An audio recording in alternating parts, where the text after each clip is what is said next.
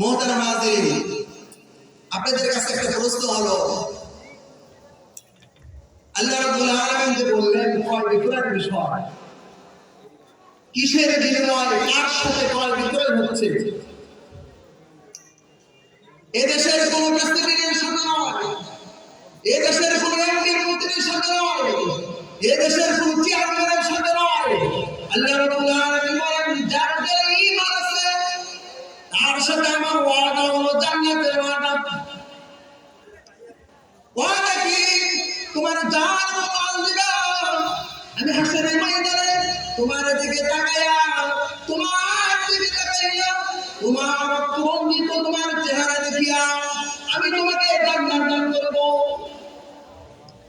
ক্রেতা হলো আল্লাহ আর মুমিন বান্দা যে আল্লাহকে ভালোবাসে সে হলো বিক্রেতা।